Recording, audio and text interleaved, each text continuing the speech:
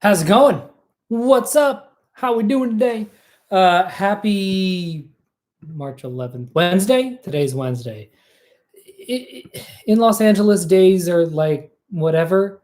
I was just talking to a friend of mine, just had coffee with a friend who just moved here, and she's like, LA is super weird because a day feels like a week and a week feels like a day. And I'm like, yep, that's pretty fucking accurate. So, this is a concept that is near and dear to my heart. I've talked about it variously in a bunch of other videos. Um, if you talk to me for long enough, there's no way that this concept won't come up in every conversation I have. There's no way around it because to me it is the foundation of everything. I'm talking about everything. And that concept is called read the room. And it's something that Dave and Shannon have not talked a lot about, but they've talked, at least they haven't talked about it directly. Like it's not part of their checklist or sort of go-to things yet. But it really is something that is, I think, super duper important. And they talk around it a lot. But this is sort of my labeling of it. And I like it because it is such a fundamental human thing to be able to do. And using objective personality as a way to sort of shape that and sort of know what to look for has been extraordinarily useful in my life. And hopefully in yours as well after I share this. So, what is reading the room? It's the kind of thing that as soon as you, like for a long time, I was like, oh, it's just the extroverted functions. No. Oh, it's NF. Well, no. It's the sensory doing. No. Sensory and intuition. It's getting closer. You can call it function flow. You can call it using all parts of the buffalo. What reading the room means, it means taking stock of all of the different components that make up an environment. You need to take stock of what are the goals of the environment? What are the mechanics? Like, what's the ST that's like making everything go forward, right? What's the NF? What's the vibe of the place, right? What's the energy in the room, right? Is there an OI goal? Is there an OE goal, right? It's just taking stock of it's just taking it as much information as you can without focusing on like prioritizing one thing over another, right? And yet it's not merely consume, right? Because consume doesn't like consume is still living in this sort of DI, whether it's FI or TI, this land of like, I'm going to take in information for me and then just sort of hold on to it and do whatever I do with it. There isn't, right? But really reading the room means pinging off of other people, taking other people's pings and incorporating it yourself, right? It means taking the sensory data and finding patterns and connections, right? In super simplistic terms, it's doing fucking letters, N, S, T, and F all at the same time and sort of feeling really comfortable bouncing around all of those different things, right? So reading the room can take a lot of different forms, right? And the appropriateness of a particular behavior, of a particular desire, of a particular course of action will necessarily be different depending on the room you're in. So I'm going to run through a couple of scenarios where I have found that reading the room has been monumentally useful when not reading the room could have ended in disaster, right? So I think of back, oh God, this was back in 2018 was the last time I did this. But I had a group of buddies on the East Coast, and we would do fantasy football drafts, right? Big, high stakes entry fantasy football draft. We did it for like 3 or 4 years in a row. And I was the only one in sort of like the artsy whatever community, right? Everybody else was like, they lived in Connecticut. They were super corporate. They worked in HR and finance and accounting and like were very, it's not that they weren't creative and weren't artistic. It's just that the bulk of their time was spent around other men doing the same sort of work that they did, right? And like they were on, company softball teams together, and they were just a bunch of like corporate bros. I fucking loved hanging out with them. Why? Because it gave me the opportunity to just work out different emotional muscles, right? Because in the arts community, in particular my corner of the arts community, a lot of moon energy. It's just all moon energy all the time, which is great. I feel extraordinarily comfortable in moon energy spaces. Here's the problem. If all you have is moon energy, you create this like weird tidal wave effect where like everybody is just reflecting off of each other, and like nothing new gets added, and you're like, wait, hang on a second, we've lost the thread. We are now passing around this idea that is so far afield from what it is we're actually trying to accomplish. Like we need a little more punch and direction and that, masculine yang sun energy to just keep things moving, right? And so if I don't spend time in sun energy, yang energy, masculine bro-y spaces, I don't learn how to do that better, right? Again, we all need to be able to do everything. So I loved hanging out with these guys because it gave me not only a different perspective on the world, but it gave me the opportunity to go, okay, this is a different environment and one that it's not that I'm not comfortable in it, I just don't spend a lot of time there. So it gives me the opportunity to read the room in a different way, to read a different kind of room. Because my default, if it is a space with a lot of moon energy, right? My role that I end up adopting more often than not is, okay, hang back and listen, play the moon energy game. And then at the right time, in the right moment, when I can read the room, I come in with a big burst of sun energy and then get out of there, right? It's not that I'm causing chaos. It's that my job is just to make sure that there's a forward trajectory on whatever it is that we're doing, right? Even if it's a party, right? We have all been to parties where it starts at 7, having a couple of drinks, chilling, and then by like 8-ish, right? People have started to settle into the couch or watch a movie. By like 8:45, like people have kind of stopped drinking or they're casual, like, but if I'm like, no, guys, we came here to like fucking have a good time. Like, we don't need to just Netflix and chill. My responsibility is to come in and be like, boom, here's some sun energy, just to liven the place up a little bit. And then I back off and then I go back into this moon energy space, right? In a heavy bro-y environment, right? My job is very, very different. My job is to amplify their sun energy, right? And to be like, ooh, that's a lot of sun energy. Let me see how I can match that. Let me see how I can reflect that to that guy. Let me see how I can take that idea and then, and then top it. Like, let me see if I can really flex my bro-y muscles, right?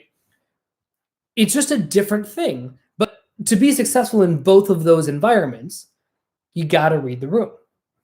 So that's what reading the room is. It is just taking stock of all the different facets of a given situation.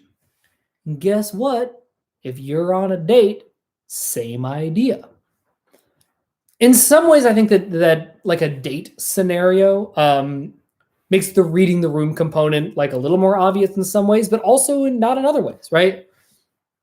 Because if oh my God, we have all been on dates with somebody who just doesn't even fucking listen to you, right? You're like, what is happening? Am I talking to a wall? Like okay, right? What it is the other person is not actually taking in the environment. They're not going, oh, okay, like this is the decorum and this is how I want to shape the energy and this is the vibe I'm getting. Let me like see where the boundaries are. Let's see where the lines are. Let's see what topics of conversation are appropriate or inappropriate, or let's just see what our vibe is, right? That's really like, oh my God, like if you can do that on a first date, you're going to have the best fucking first dates of your life. You're also going to have a lot more first dates because you'll be able to figure out, oh, this person doesn't match the energy that I want to bring into the room with them, right? And that's just a part of life, right? But being able to go, okay, so all right, so let's throw out a couple of date examples because it has been a minute since I have been on a real date. Not bitter about it. I'm just having a lot of feelings. That's all. Okay. So, date number one, right? It's oh my God, we met through a friend of the friend. We're in class, right? The like casual acquaintance. Let's see if there's something more, right?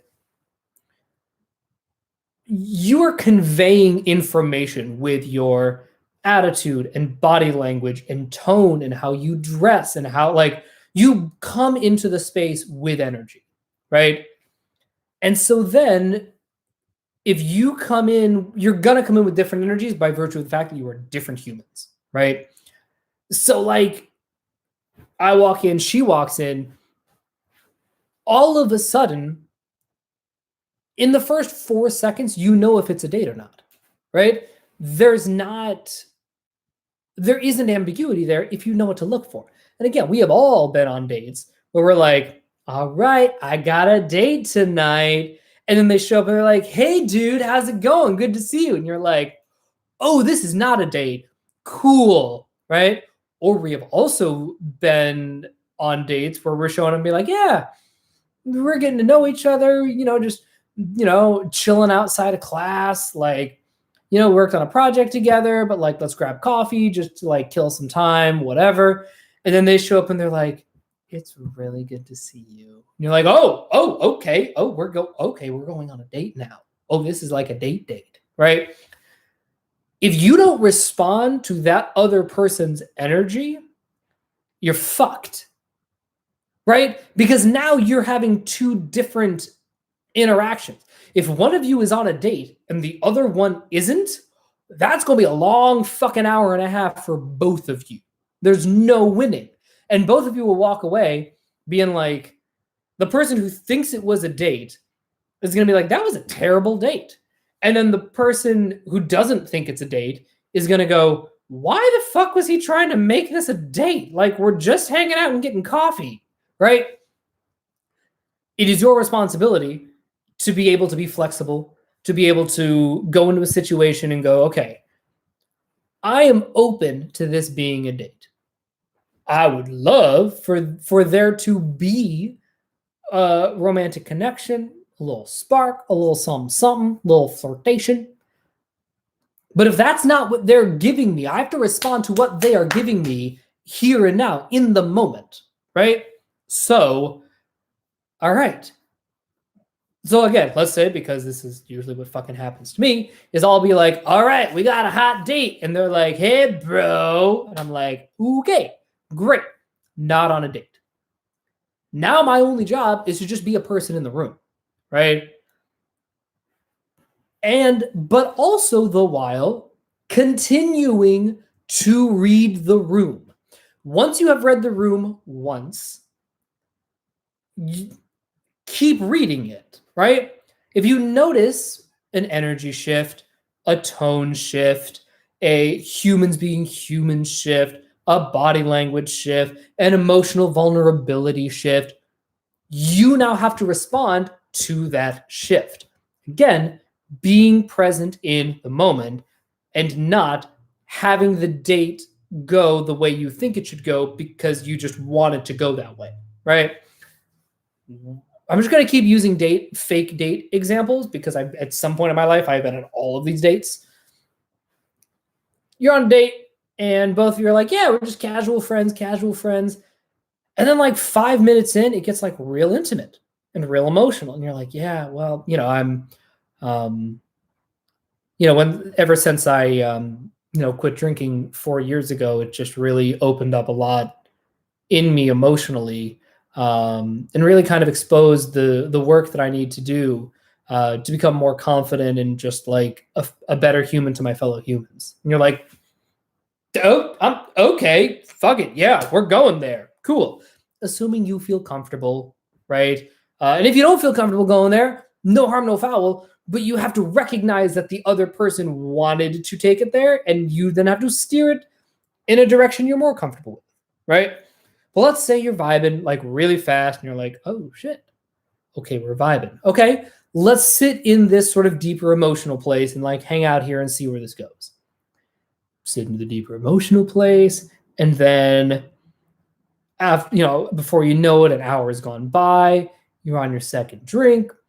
The conversation turns to sexy time, and you're like, I definitely did not expect this date to go in this direction, but I'm kind of digging it. I'm kind of not mad about the fact that we're getting intimate and emotional and having like this kind of conversation this early on. Yeah, you know what? I do kind of want to continue to ride this wave. Fuck it, let's do it. Right? And again, if you get to that point and you're like, time out, boundaries, this is not appropriate first date conversation. The onus is on you as the room reader, as the one to recognize it, to steer it in a direction that you're more comfortable with, right? That's on us because, right, if the other person misreads the room, which God knows can happen. So I'm a big fan. One of my go-to date moves, conversation moves, whatever. I'm a big fan of just opening the door, right? The metaphorical NI doing play along, right? The like, we're talking. And then I'll be like, let me throw in a little, like a slightly off color comment, right? So I was texting with a friend of mine. She has moved to LA. We were going to hang out today. When we were texting back and forth and sort of like reconnecting, she accidentally sent me 4 random screenshots of like her acting submissions, right? Totally benign, totally not even a thing. And I was like, okay, step 1, don't make a dick joke. That we do not know each other nearly well enough for you to do that. Read the room, understand that that is not appropriate at this juncture, and that there's no way for it to be appropriate, right? It's not a percentage shot. It's just don't. So I sidestepped and I was like, all right, let me be like, oh, you took classes at Second City. And then, right, it sort of lightens the mood. She's like, ha, ha, ha, that's a clever way to respond to my faux pas. Cool. And then we warmed up. And again, as we're getting to know each other, I made a what I would consider like a 6 or a 7 kind of comment. I was like, thank God those weren't racy pictures. Again, pretty benign, but not something you would see in a PG movie, right? Because that's where I was like, I think that we're here, right? Based on our rapport, based on your enthusiasm, based on our back and forth, based on the constructs of everything, this feels like an appropriate thing for me to say at this juncture. I haven't gotten any signals that this would be weird. Like, I don't have any evidence, body language wise, tone wise, emotionally, sensor, literal, whatever, that this is inappropriate, right? And she loved it. She was like, ha, ha, ha, ha, ha, right? Thank God. And then we just moved on. And it was a great little fun moment. We did a little bit, and then we continued with the conversation, right? Part of this is because she's married and, like, obviously nothing's going to happen. But that was me going like, Here is this door to a benign, it wasn't even a flirtation, but just like, all right, let's benignly layer in this like sort of sexy, funny layer into the rapport, right?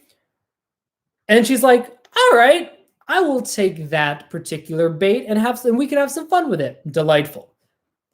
Crucially, what she did not do is try to heighten that, right? She did not say, heh, you would have liked that, wouldn't you, winky face, right? She didn't fucking say that, which means that I cannot pretend that she said something in that realm, right?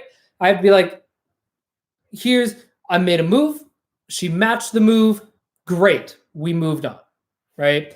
And that's how to sort of read the room and also have some agency, is just be like, how do you feel about door number 1?